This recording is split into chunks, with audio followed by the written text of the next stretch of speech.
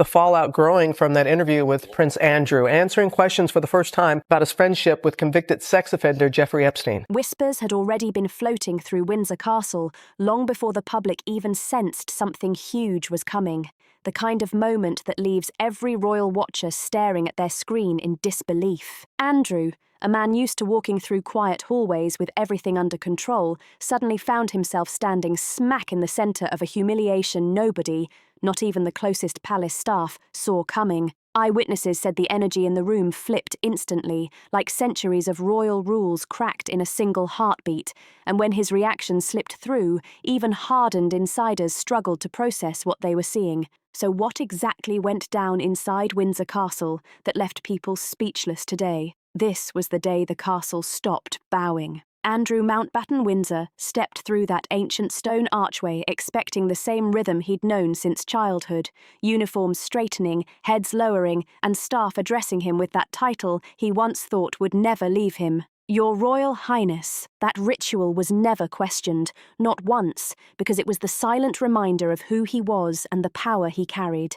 But this visit, his first major return since losing his titles, carried a different kind of air, heavy, cold, and sharp enough that he sensed the shift before anyone even spoke. The corridors felt colder, the echoes dragged longer, and instead of the usual bows, the staff stayed standing tall. Their faces were still, unreadable, like they'd been trained to hold a straight line no matter what he did. Guards who once snapped into crisp attention kept their eyes glued forward, refusing even the smallest nod. The palace workers who used to rush toward him now spoke calmly, almost too casually, using a name that hit him like a punch he never saw coming. Mr. Mountbatten Windsor. The tone was polite but firm, just like someone calling the next customer at some office counter.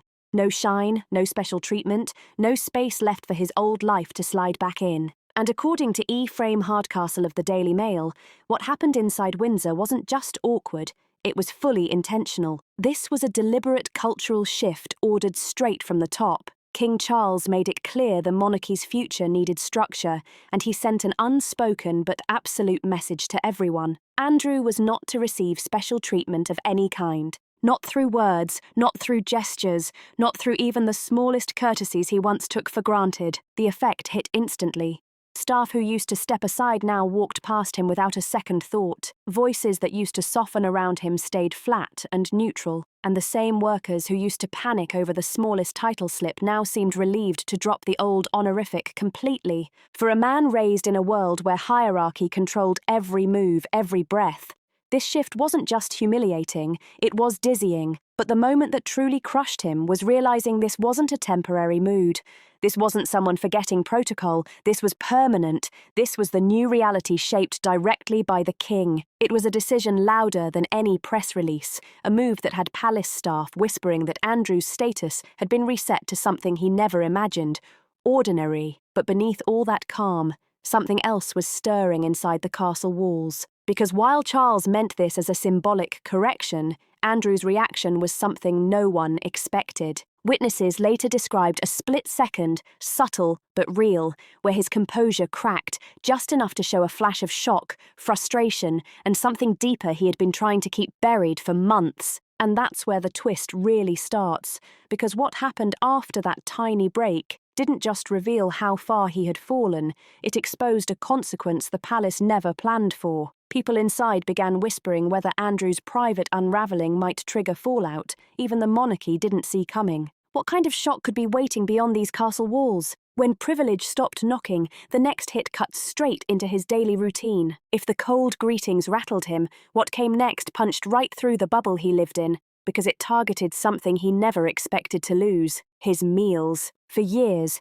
Andrew enjoyed what insiders quietly called the royal delivery service. This wasn't just convenient, it was a symbol. Whenever he felt hungry, Windsor Castle's elite chefs, trained to cook for world leaders, would make anything he wanted and send it straight to Royal Lodge, steaming hot and perfectly arranged. In his world, this wasn't a bonus. It was normal, expected, but that privilege is completely shut off now. Staff have been given strict instructions. Nothing leaves the castle for Andrew. No breakfast trays, no lunches, no handwritten notes from the kitchen offering his favourites. If he wants a meal, He has to figure it out himself, or rely on whatever Sarah Ferguson can pull together while juggling her own messy business problems. For someone who grew up with every detail handled before he even thought to ask, losing something as basic as prepared food wasn't just annoying, it was a message. And that message hit deep, because to him, the food represented belonging, access, proof that he was still inside the system, proof the institution still cared about him, proof he could rely on the machinery of the monarchy to cushion him no matter how hard the outside world became. Now that cushion is gone, and the silence where those daily deliveries used to be is louder than any public statement. The real weight of this shift only hits you when you remember how Andrew treated the very people who kept his world running for decades. Former staff didn't whisper, they spilled everything. His sharp temper, the way he barked orders without even looking at anyone, his refusal to say please or thank you, and his famous impatience with anyone who moved even half a second slower than he wanted. It all painted a picture of a man who believed courtesy was beneath him. One former staffer said Andrew's trademark command, shouted constantly, was just one phrase, "Hurry up." He expected clothes pressed instantly, flights booked with zero notice, and every request handled like the universe had to spin on his schedule. He didn't just want service. He wanted surrender, and if you forgot to bow, hesitated before speaking, or used the wrong title, he didn't correct you quietly. He glared, he lectured, and staff tolerated it because the royal hierarchy left no room for pushback. The rules were rigid, the pressure intense, and facing a royal, especially one as forceful as Andrew, was like walking into a storm you couldn't control. So imagine how everything feels for those same employees today. After decades of shrinking themselves to stay proper, they can finally stand at their full height in front of him. After years of avoiding his eyes, they can look him straight in the face. After being scolded over titles, a few now hold a quiet, private sense of satisfaction. Because this new protocol didn't just strip Andrew of privilege, it gave the staff something they hadn't tasted in years: freedom. And while the king may have framed this rule shift as practical, the emotional energy inside Windsor says something deeper is happening. Because every withheld meal, every neutral greeting, every unbent knee isn't just the loss of privilege, it's a reminder that Andrew is now being forced to face a truth he ran from for years. But the twist arrives when one small, unexpected interaction, barely noticed at first, shifts the mood of his entire visit and sends a silent warning echoing through the palace walls. And what hidden force inside Windsor is turning Andrew's humiliations into something far more deliberate? And how far will this unravel the world he spent a lifetime guarding? Stay tuned. The symbols he once clung to are slipping faster than he can grasp them. What most people miss, and what Andrew refuses to face, is that royal power never lived solely in laws. It lived in symbols, in the subtle gestures that separated the monarchy from everyone else. The lowered heads, the perfectly spoken titles, the quiet distance in every room. These weren't tiny details. They were the glue holding the whole image together. Remove them, and suddenly the royal standing there looks shockingly ordinary. And that is exactly why Andrew's unraveling feels so intense, because the loss of these symbols isn't a small protocol update, it's the dismantling of the identity he used as armour for 60 years. Ever since Queen Elizabeth II passed, Andrew had been trying, quietly but persistently, to rebuild his standing. Princess Beatrice and Princess Eugenie tried to negotiate a tiny window for him to return to public life. He hoped scandals would fade as new stories filled the headlines. He thought redemption, or at least survival, was possible, but none of it happened. The door didn't just close, it locked from the inside. Public anger didn't fade. Charles didn't soften, and the institution made its stance painfully clear.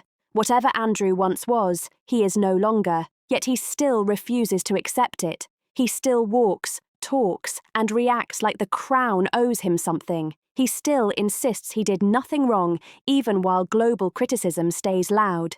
He still expects sympathy, even as insiders say his own pride built this downfall. And most of all, He refuses to vacate Royal Lodge, even though the monarchy has pushed again and again for him to step aside. To Andrew, giving up that home would mean admitting everything. His status, his influence, and his royal image have all been stripped away. That's why Windsor staff not bowing doesn't just sting, it shakes the foundation of who he thinks he is. When people stop performing the rituals that once created his illusion of authority, the whole facade cracks.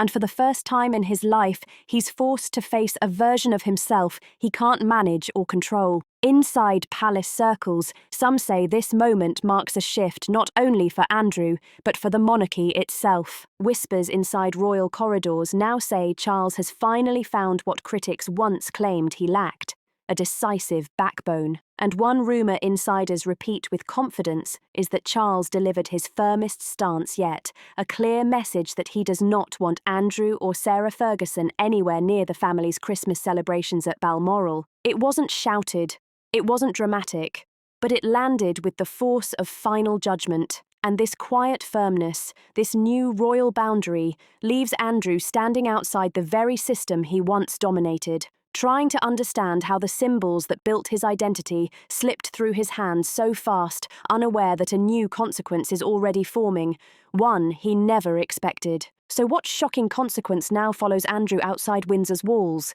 And how far will his public humiliation spiral before anyone steps in? Stay glued, because the storm isn't done. Just when it looked like his humiliation at Windsor had reached its peak, a new threat appeared. Quiet at first, then explosive. Fresh emails surfaced, private exchanges between Andrew and figures from Jeffrey Epstein's inner circle, and their contents ripped apart the last pieces of the story Andrew fought to protect. These weren't polished statements crafted for the public. These were raw, unfiltered messages. They revealed a side of Andrew that shocked even seasoned royal watchers. In these emails, he wasn't the calm, collected figure who sat across from BBC's Emily Maitlis, insisting he managed everything properly. He wasn't the relaxed man casually discussing alibis and Pizza Express dinners. The emails exposed something completely different: a frantic, cornered royal struggling to keep up with a crisis spinning out of control. And one line rose above all the others, 5 words that shattered every public claim he made: "I can't take any more of this." For a man who built his image on control, certainty, and royal stature, that single sentence revealed the truth he tried so hard to hide. And the tone of the emails made it even worse. Andrew wasn't offering explanations, clarifying timelines, or presenting facts. He was pleading, begging for statements to be drafted on his behalf, grasping for any wording that could soften the blow. He insisted again and again that he knew nothing, had no involvement, and demanded that his name be erased from anything tying him to Epstein's escalating scandals. He pushed, pressed, and panicked, trying to seal the cracks in a dam that had already started to burst. But the real damage wasn't in his desperation, it was in the timeline. These emails proved he was still in communication with Epstein's circle long after he publicly declared the relationship over. This wasn't a distant footnote or a dusty chapter from years ago. It was ongoing contact, active conversations, aligned responses, coordinated damage control, a hands-on, behind-the-scenes effort to manage a fallout he publicly claimed no longer involved him. His entire defense, every calm tone, every careful phrase collapsed the moment those messages appeared. The BBC interview that once seemed merely awkward now came across as calculated and misleading. His claims of barely knowing anyone connected to Epstein suddenly felt hollow. Even the bizarre explanations about not sweating or failing to remember key dates looked less like confusion and more like pieces of a performance designed to block a truth he knew was slipping through his fingers. Until these emails surfaced, the palace still tried to frame him as a royal who made terrible choices years ago but had stepped away since then. That illusion is gone now.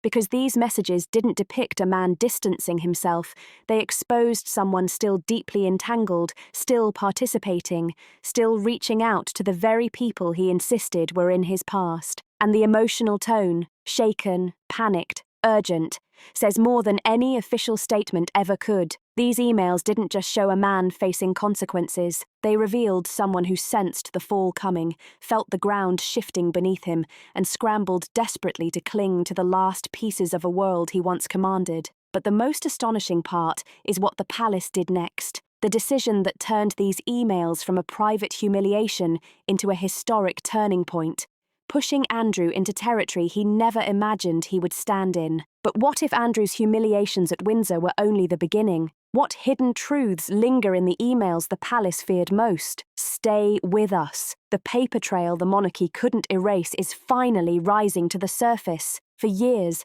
the palace worked relentlessly to shut the Andrew chapter down, quietly, thoroughly, with a determination that showed exactly how deeply they wanted the scandal buried. They took his titles.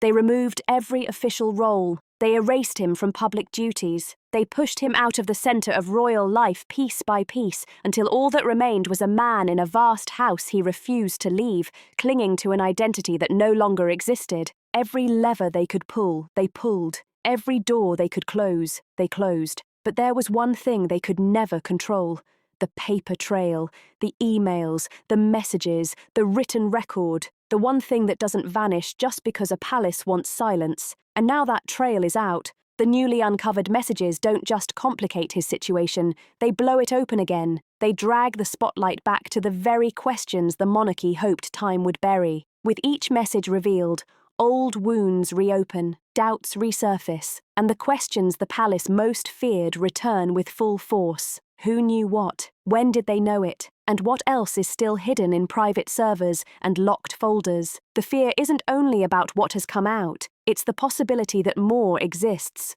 More emails, more conversations, more late-night exchanges, more desperate requests for help. A digital trail sitting untouched, waiting to erupt. The monarchy survives through control of optics, control of narrative, control of what the public sees. But a paper trail has no loyalty. It tells its story one line at a time, whether anyone is ready or not, and now the consequences are unfolding in real time. For Andrew, the fallout is immediate and brutal. His reputation, already ruined, absorbs yet another hit, so damaging that even his most loyal defenders can't spin it. Public sympathy was gone long ago, but now the mood hardens further. People no longer just doubt him, they dismiss him outright. Exhaustion becomes disgust. With every new revelation, whatever patience the public once had has evaporated. And inside royal circles, the reaction is even colder. Any remnants of tolerance, any sense of duty, any lingering obligation evaporates. Andrew isn't viewed as merely difficult anymore. He is seen as a liability, a man whose name poses risk simply by existing inside the institution. Staff aren't shocked. They watch the slow unraveling in real time. But senior royals, the ones who spent years trying to contain the crisis, now feel a deeper disappointment. The emails didn't show accidental missteps. They showed choice, deliberate contact, continued involvement, repeated attempts to manage fallout behind closed doors. He once insisted he had cut ties, but the messages reveal he never left. And within this growing tension, a new fear settles quietly through Windsor and Buckingham Palace. If these emails exist, what else might be out there? What line, what document, what message could emerge next? What truth could explode in a way the monarchy cannot contain? It is this fear, silent, heavy, undeniable, that forces the palace toward the next step. A step that reshapes Andrew's fate in a way even he never believed he would face. A decision that reshapes Andrew's fate in a way even he never saw coming. What hidden consequences are really lurking behind Andrew's public humiliations, and how far is the palace willing to go to rewrite his future? Stay locked in, because inside the palace the fear now sits heavy,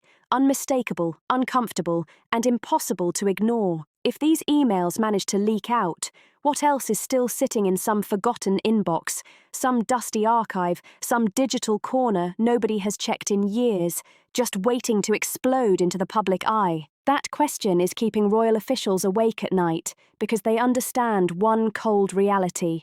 Scandals don't end when the monarchy wants them to. They end when the final piece of evidence sees daylight. And right now, no one inside the palace can swear that moment has arrived. King Charles, who once hoped he could supervise this disaster quietly behind closed doors, has now shown just how firm his stance has turned. He has made it painfully clear that Andrew has no road back. Not today, not in the future, not quietly or publicly. Every attempt at rehabilitation, every whisper about duties returning, every plea for reinstatement has been cut off with a cold, blunt consistency that leaves zero room for confusion. And now the palace's next move might be their most symbolic strike yet. Andrew is being moved to a private cottage on the Sandringham estate, one of the most remote, silent pieces of royal property in the entire country. Far from Windsor, far from London, far from the heartbeat of royal life. Insiders are already calling it exactly what the monarchy refuses to say out loud: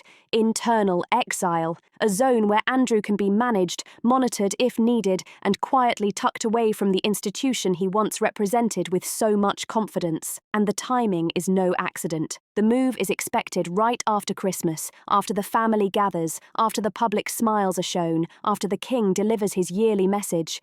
Only when the cameras pack up and the holiday glow fades will Andrew be pushed to the outskirts of the royal world he once dominated. This is where the story stands now. A former prince stripped of roles, titles, prestige. A man who once demanded instant respect, now facing staff who speak plainly, stand steady, and feel no obligation to bow to the arrogance he carried for decades. His public reputation hasn't just collapsed. It has collapsed again and again, with every new message exposing the frightened, frantic man behind the calm mask he used to show the world. Those emails, the raw, desperate messages he never believed would be seen by anyone outside his circle, did more than dent his image. They rewrote the entire legacy he tried to protect. For years, he insisted loudly that he was innocent, misunderstood, misrepresented. But the texts paint a totally different picture. A man cornered, overwhelmed, begging for someone to shield him from a scandal he added fuel to by his own actions. This is the turning point the palace always feared, not because it stunned them, but because it confirmed everything they already knew and were trying to distance themselves from. Every denial now sounds thinner. Every explanation feels weaker. Every attempt to rewrite history carries almost no weight. The question is no longer whether Andrew can recover. His titles are gone, his privileges vanished, his respect dissolved. What looms now is something far more unsettling, a truth the monarchy has tried to ignore for years. With every new revelation, with each leaked message, with every reminder of his desperation, the palace is pushed closer to a reality it cannot outrun. This isn't just one man's fall, it's a crack in the systems, alliances, and secret arrangements the royal family has relied on for decades. And now the doubt swirling around Andrew Mountbatten Windsor has reached a level no official statement can fix. Each new email deepens the unease. Do these messages flip everything upside down? Or was his reputation shattered long before this moment even arrived? Public sympathy, already faint and fading, now feels like a distant ghost. And even that ghost is fading more with every detail that comes out. These emails aren't just evidence of poor judgment. They are windows into a man trying to hold a collapsing world together with trembling hands. A world he once believed he controlled completely. What haunts the palace most is the possibility that more evidence is still out there. If these messages surfaced, what else might be hiding in private correspondence?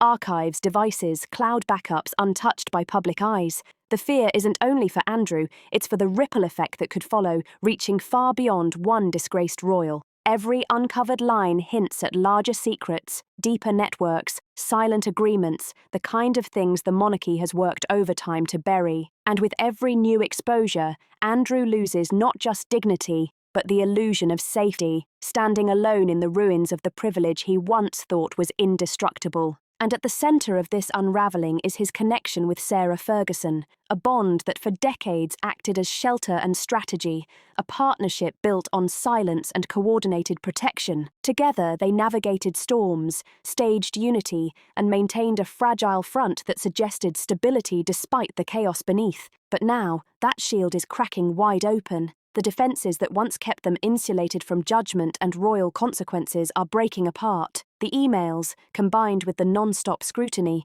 show just how dependent both Andrew and Sarah were on secrecy and locked-door agreements. And now those walls are falling fast, exposing the fragile structures that kept them safe for years. For the monarchy, the implications cut deep, and the story is far from over. It isn't just about guarding one man's image anymore.